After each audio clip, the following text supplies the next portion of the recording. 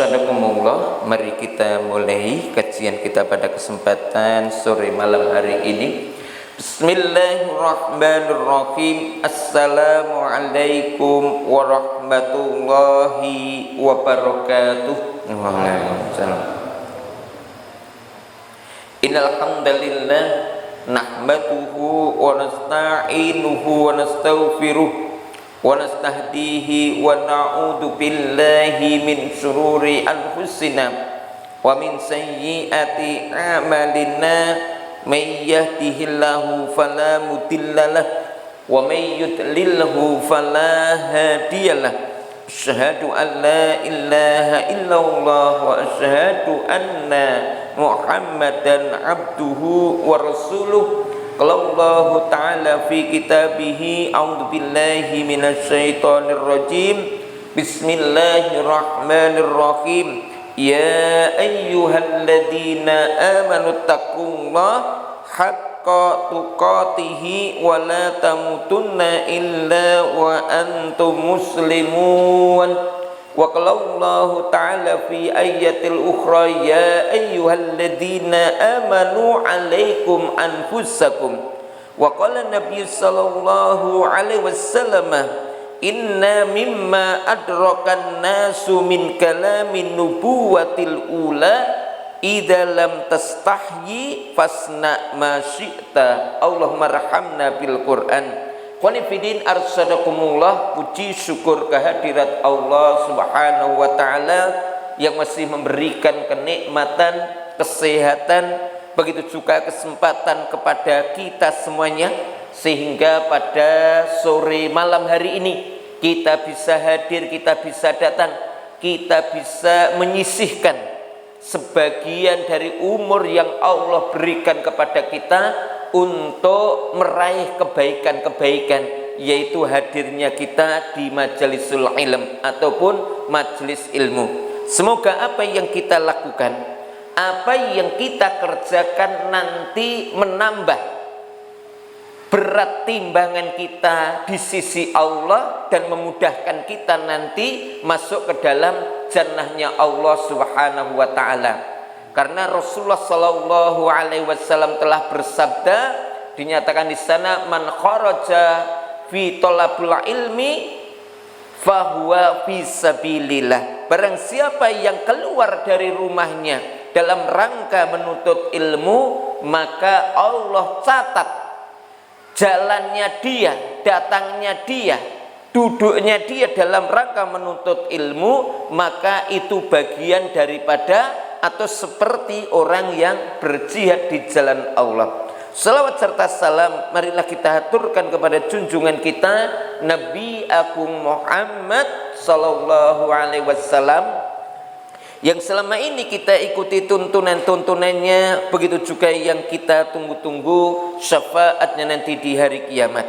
Qanifidin arsadakumullah. Kemudian melalui majlis taklim ini kami mengajak mari kita senantiasa meningkatkan ketakwaan kita kepada Allah. Bagaimana kita senantiasa meningkatkan takwa, baik dalam artian bagaimana kita senantiasa menjaga diri kita, menjaga keluarga kita, dan juga menjaga seluruh lingkungan kita dari perkara-perkara yang bisa menyebabkan dia nanti masuk ke dalam neraka. Ikhwanifidin arsadakumullah. Kenapa perlu kita sampaikan pentingnya takwa ini? Karena kita ingatkan sekali lagi bahwa kita hari ini hidup di mana kiamat itu sudah sangat dekat. Yang kedua, ketika kiamat itu sudah sangat dekat, maka banyak sekali ya kaum muslimin sudah hilang takwanya. Karena dikatakan di sana ya bahwa tidak ada kiamat itu datang kecuali manusia yang hidup pada saat itu betul-betul sudah tidak punya iman. Maka pentingnya kita senantiasa untuk menjaga iman. Di antara bentuk takwa ini yang perlu kita ingatkan adalah bagaimana kita senantiasa menumbuhkan sifat malu. Menumbuhkan sifat malu.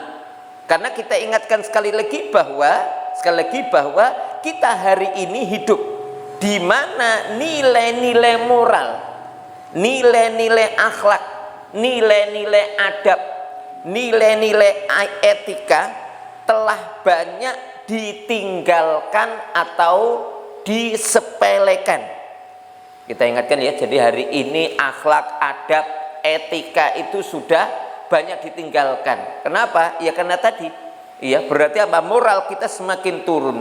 Padahal kita ingatkan sekali lagi bahwa akhlak, adab, etika itu merupakan kontrol kehidupan kita.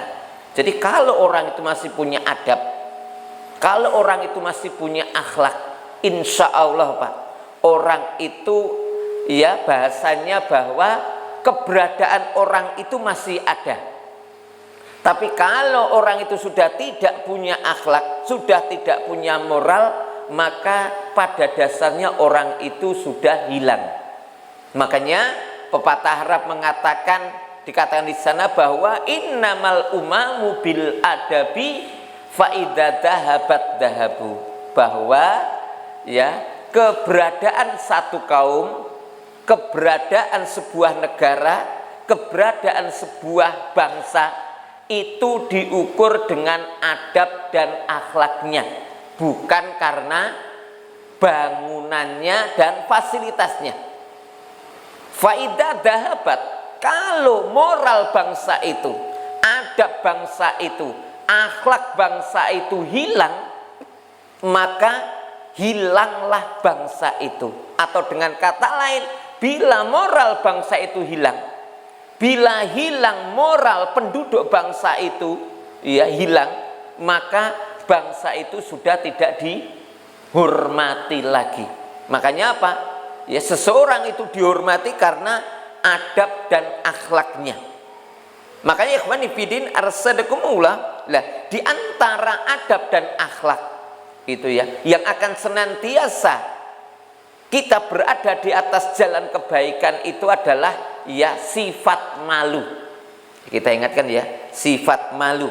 Kenapa? Karena kita ingatkan sekali lagi ya, kita hari ini juga sama Pak. Ya, dimana sifat malu ini hari ini juga sudah mulai berkurang dari bangsa kita. Ya, jadi ya hari ini bangsa kita itu ya sudah tidak punya malu lagi untuk berkata bohong, kan begitu ya, di mana-mana banyak bohong, apalagi kan ini sudah mendekati musim ya politik, yaitu pokoknya bohong itu jadi satu bentuk ya, kalau kita katakan itu adalah ya kebiasaan ya. Padahal kita ingatkan sekali lagi, Rasulullah Shallallahu Alaihi Wasallam bersabda, sebagaimana disebutkan di dalam hadis yang diriwayatkan oleh Imam Bukhari, an Abi Mas'udil Al-Badri radhiyallahu anhu qala Rasulullah sallallahu alaihi wasallam, inna mimma adrakan nasu min kalamin nubuwatil ula idza lam tastahyi fasna ma syi'ta, yang artinya dari Abu Mas'ud Al-Badri radhiyallahu anhu katanya, Rasulullah Shallallahu Alaihi Wasallam telah bersabda, sesungguhnya sebagian ajaran yang masih dikenal umat manusia dari perkataan para nabi, ya, bahwa di antara sisa-sisa ajaran para nabi yang masih dikenal oleh manusia hari ini, apa itu? Pesannya, ya, idalam tastahyi fasna masita, bila kamu sudah tidak punya malu, maka berbuatlah semau kamu sendiri. Artinya kalau orang itu sudah tidak punya malu, maka orang itu akan berbuat tanpa kontrol. Ikhwani fillah arsadakumullah, kenapa ini perlu kita bahas ya? Karena ingatkan tadi ya, jadi kita ingatkan bahwa malu itu ya akan banyak membawa kepada kita kepada kebaikan. Al-Hafidz Ibnu Rajab di dalam kitab Jami'il Ulum wal Hikam mengatakan, hadis ini memberikan isyarat bahwa sifat malu merupakan sifat dan perilaku yang senantiasa diajarkan dan satu bentuk perkara yang diwariskan oleh para nabi-nabi terdahulu. Jadi di antara warisan para nabi, di samping itu adalah ya ajaran-ajarannya, itu juga adalah mewariskan sifat malu. Begitu ya, sifat malu. Ya. Kemudian ikhwan fillah arsadakumullah, ya. Dan begitu juga sifat malu ini juga telah banyak juga diwariskan oleh generasi ke generasi, satu generasi ke generasi yang lainnya. Itu seperti itu. Jadi kita ingatkan bahwa ya sifat malu ini juga telah diwariskan. Setiap bangsa senantiasa mewariskan kepada generasi selanjutnya kaitannya tentang sifat malu. Itu seperti itu. Ini kaitannya dengan makna hadis yang pertama. Kemudian juga makna hadis yang kedua bahwa ya hadis ini menunjukkan bahwa para nabi-nabi terdahulu banyak mengajarkan sifat malu dan telah masyhur di kalangan manusia hingga sampai umat ini. Ini kita ingatkan ya. Jadi mereka itu betul-betul ya mengingatkan kepada mereka, generasi mereka ya harus punya sifat malu. Umpamanya malu bohong. Iya. Iya, malu berkata bohong. Iya, malu berkata dusta. Ini sebagaimana dikisahkan kalau kita buka di dalam kitab hadis Bukhari bab wahyu, ya kita ingatkan Abu Sufyan itu sebelum masuk Islam, jadi ketika terjadi perjanjian Hudaibiyah itu pada masa-masa terjadi gencatan senjata antara kaum muslimin dengan orang-orang kafir Quraisy, itu digunakan oleh Rasulullah Sallallahu Alaihi Wasallam untuk banyak menyebarkan dan mengirim surat kepada para raja-raja di sekitar Jazirah Arab. Nah, di antara pada saat itu yang mendapatkan surat ajakan masuk Islam dari Rasulullah adalah Raja Heraklius. Ya, maka ketika Raja Heraklius itu mendapatkan ya ajakan itu, maka Raja Heraklius itu tidak langsung menerima, tetapi ingin membuktikan kaitannya tentang pembawa ajaran ini yaitu Muhammad. Maka Raja Heraklius itu ngecek siapa orang yang paling paham Muhammad.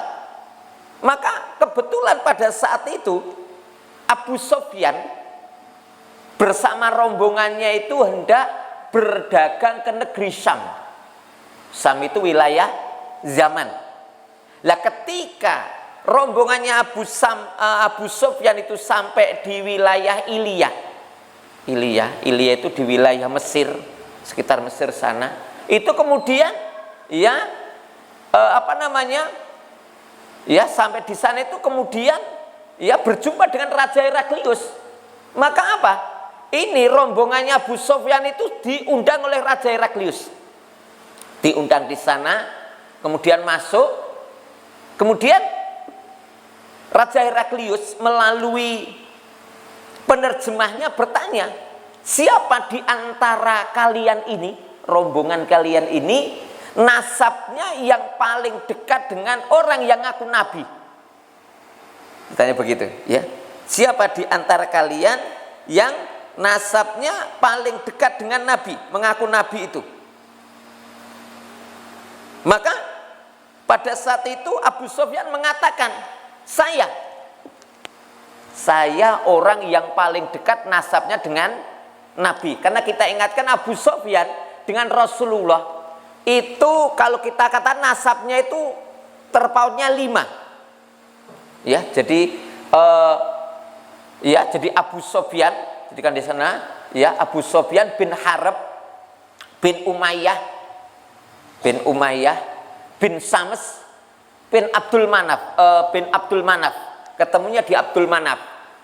Kalau Rasulullah itu adalah Muhammad bin Abdullah bin Abdul Muthalib, ya, bin Abdul Muthalib, kemudian bin Abdul Muthalib, terus Abdul Manaf, pokoknya ketemu di lima ke atas. Ya, jadi Rasul dengan Abu Sufyan itu ketemu di sana. Maka dikatakan di sana, saya orang yang paling dekat nasabnya dengan orang yang mengaku nabi. Ya. Kemudian ditanya, ya, setelah itu apa? Setelah, tolong dekat ke sini. Dan ya, yang lainnya berdiri di belakang orang yang paling dekat dengan nasabnya nabi ini. Siapa itu? Maka rombongannya itu semuanya berdiri di belakangnya Abu Sufyan. Itu Abu Sufyan suruh maju ke depan tersendiri. Kemudian setelah itu apa? Ya.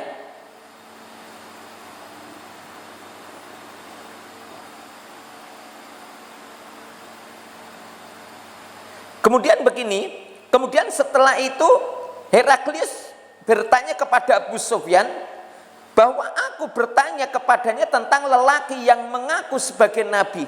Jika ia berdusta kepadaku, maka kalian harus mendustakan. Ya. Jadi begini, ditanya kepada Abu Sufyan, ya, kaitannya dengan nabi ini. Ya, kaitannya dengan apa? Jadi kalau memang dia itu ngaku, kalau memang dia itu pendusta, maka Raja Heraklius juga akan mendustakan sebagaimana jawabannya Abu Sufyan. Tapi apa pada saat itu? Ya, Abu Sufyan mengatakan, ya, apa dikatakan di sini? Kalau saya tidak takut dikatakan pendusta, maka pada saat itu saya bisa berkata bohong. Kalau saya tidak malu dikatakan pendusta, maka pada saat itu saya bisa berkata bohong kepada Raja Heraklius. Tapi apa? Karena sana orang Arab itu adalah, ya, dikatakan walaupun bermusuhan, tapi mereka itu betul-betul sangat menjaga harga diri. Termasuk, ya, kalau memang benar dikatakan benar, salah dikatakan salah. Ya. Jadi begitu. Maka apa? Yang pertanyaan ditanyakan kepada Abu Sufyan itu adalah, ya,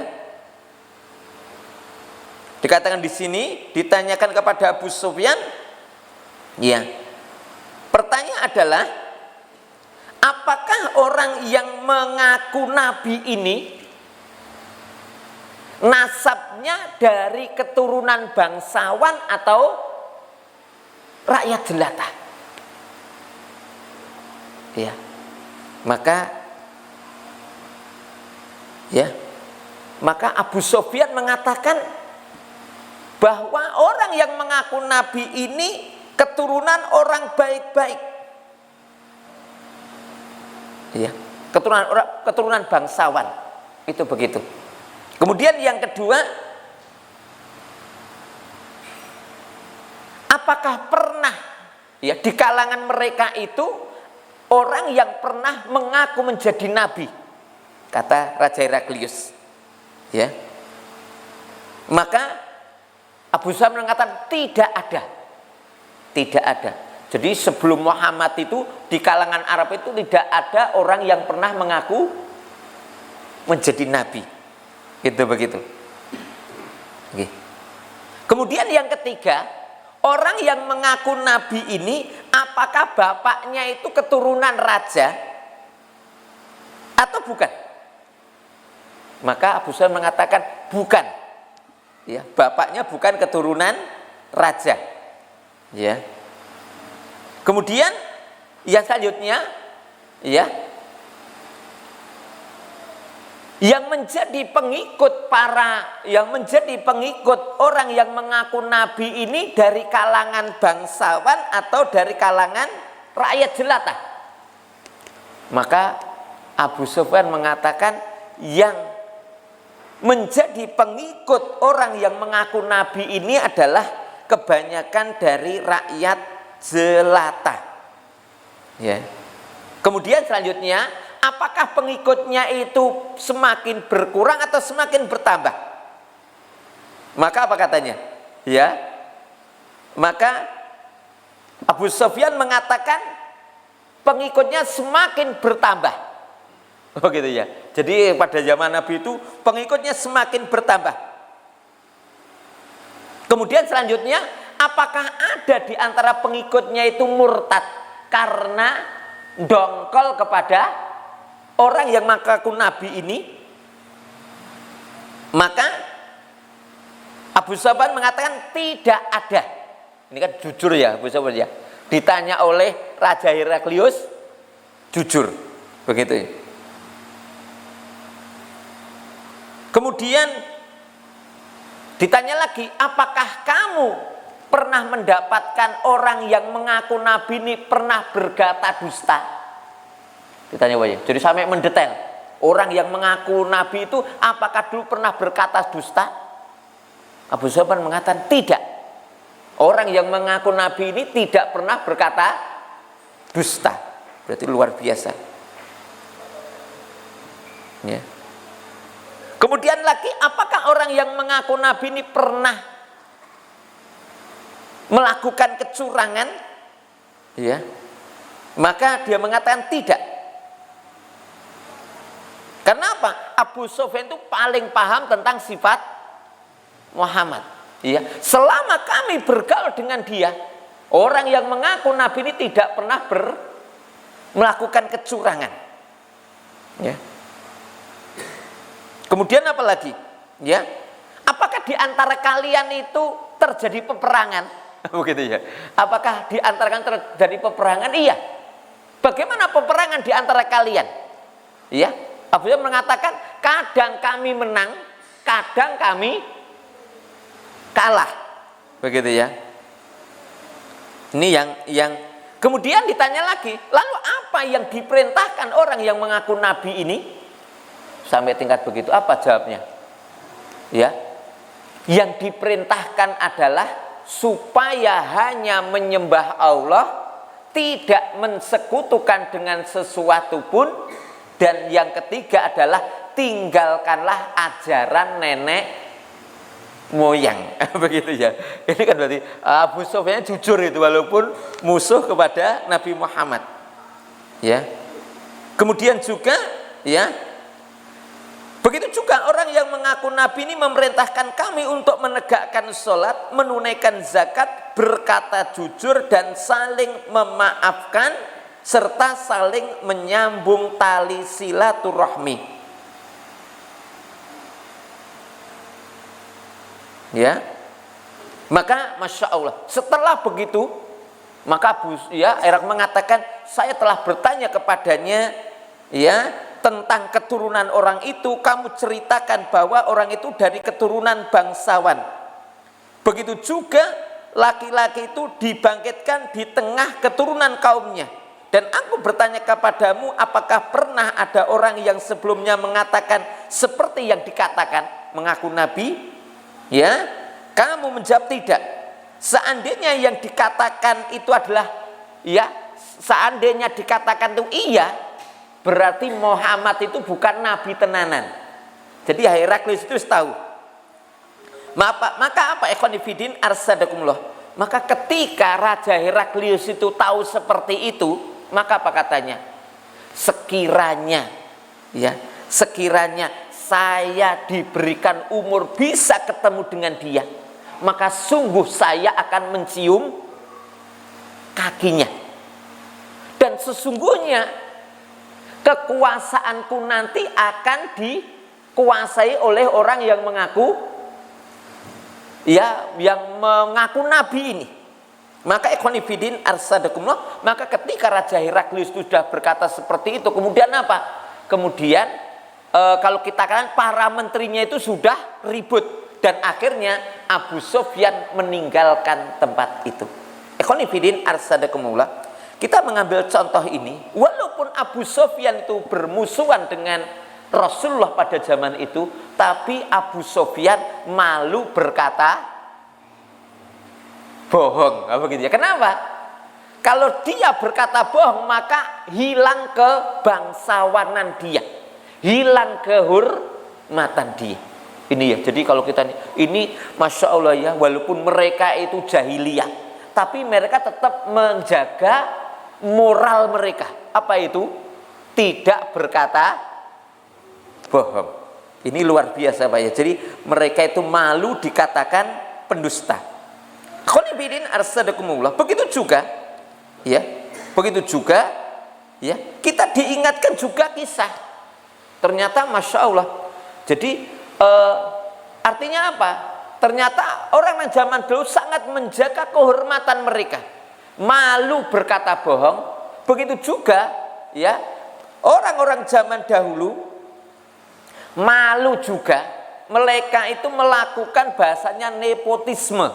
Nepotisme itu apa?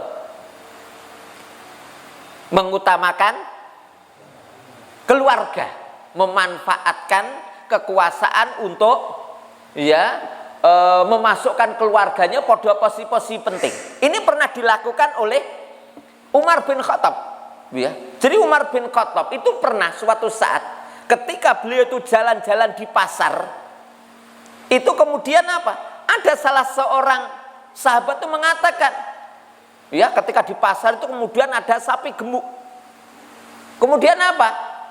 Ya, di sampingnya mengatakan, ya Umar, Masya Allah, ini sapi ini peliharaan putra Anda. Ya, ini sapi gemuk ini adalah hasil peliharaan putra Anda. Maka Umar bin Khattab mengatakan tidak langsung bangga. Kemudian ditanya, kemudian anakku ini memeliharanya di mana? Wahai Umar, ini putra Anda memelihara sapi ini di tanah milik kaum muslimin. Kemudian Umar bin Khattab langsung bertanya lagi, saya khawatir ya, bahwa sapi ya yang dipelihara oleh anak saya itu dilebihkan daripada sapi yang lainnya. Karena ini sapi milik khalifah, milik anak khalifah, tolong ya, ini diberikan hak lebih daripada yang lainnya. Maka ketika Umar bin Khattab tahu bahwasanya ini sapi ini dipelihara di tanah kaum muslimin dan khawatir sapi ini gemuk itu karena mendapatkan perlakuan khusus, maka Umar bin Khattab langsung merintah, tolong sapi ini dijual, kemudian modalnya kembalikan kepada anakku, untungnya dimasukkan ke Baitul Mal. Karena apa? Saya khawatir sapi anakku gemuk karena dapat perlakuan khusus. Jadi malu Umar bin Khattab melakukan nepotisme atau mengutamakan keluarga daripada yang lainnya. Itu gitu ya. Jadi malu betul ya. Jadi ini penting. Dengan malu itu akhirnya apa? Ya, terjaga kehormatannya. Begitu juga ya, Umar bin Khattab itu pernah ya, apa namanya?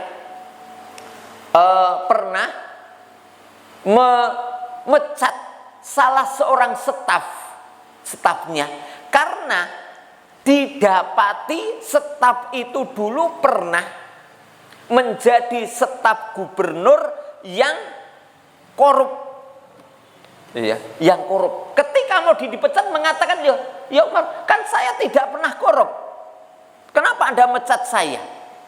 Apa katanya? Memang betul Anda tidak pernah korup, tetapi Anda dulu kan di bawah kekuasaannya orang yang korup. Berarti apa? Anda mendapatkan, saya khawatir Anda itu mendapatkan ya bagian daripada ya orang yang korup itu. Maka Anda saya pecat. Makanya ikhwanifidin arsadakumullah, ini mengingatkan kepada kita ya, bahwa ketika sifat malu itu ada pada diri seseorang, maka Masya Allah ya, orang itu betul-betul akan terjaga kehormatannya ya, sebagaimana yang dilakukan oleh Umar bin Khattab ini, begitu juga ya sebagaimana yang dilakukan oleh Abu Sufyan sebelum masuk Islam. Makanya ikhwan fillah arsadakumullah, ya, maka kaitannya dengan malu ini, ya, maka ikhwan fillah arsadakumullah, ini kaitan dengan hadis ini, maka di sana ada beberapa perkara yang bisa kita ambil. Yang pertama, hadis ini mengajarkan kepada kaum muslimin untuk memiliki sifat malu dalam, ya, malu untuk melakukan perilaku tercela, melakukan perbuatan dosa, lebih-lebih adalah tokoh agama atau negarawan. Karena mereka, ya, posisinya menjadi panutan umat. Jadi, ya, penekanan malu berbuat dosa, malu melakukan perbuatan tercela itu ditekankan kepada para tokoh. Kenapa? Karena tokoh ini menjadi panutan. Sekali saja mereka itu kepleset, maka nanti bawahnya akan ikut berbuat dosa. Maka benar perkataan Ibnul Mubarak, Abdullah Ibnul Mubarak pernah menyatakan di sana, sinfani minan nasi idza saluha saluhanas wa idza fasada fasadanas. Qila manhum qala al muluk wal ulama, katanya. Ya, Ibnu Mubarak pernah mengatakan sinfani minanas, ada dua kelompok manusia. Idza saluha, jika mereka itu baik, maka akan baiklah manusia. Dan jika mereka itu rusak, maka rusaklah manusia. Siapa mereka itu? Ditanya, siapa mereka itu ya Ibnu Mubarak? Maka beliau mengatakan al-muluk wal ulama, penguasa dan, ya, dan ulama, yaitu ulama. Ini hati-hati ya, yang jadi, ya, panutan ini harus berhati-hati betul. Ini, ya, ini yang perlu kita perhatikan. Yang kedua, bila hilang sifat malu atau berkurang sifat malu ini, maka orang akan mudah berbuat semau sendiri. Ketika orang itu sudah tidak punya sifat malu, maka orang itu tidak akan punya kontrol untuk melakukan dosa atau perilaku tercela. Ya, kayak kita hari ini, Pak. Ya, hari ini kan Masya Allah kita menyaksikan, ya, kadang-kadang wis jelas dhisik itu korupsi, isih didadekke menteri, kan begitu nggih.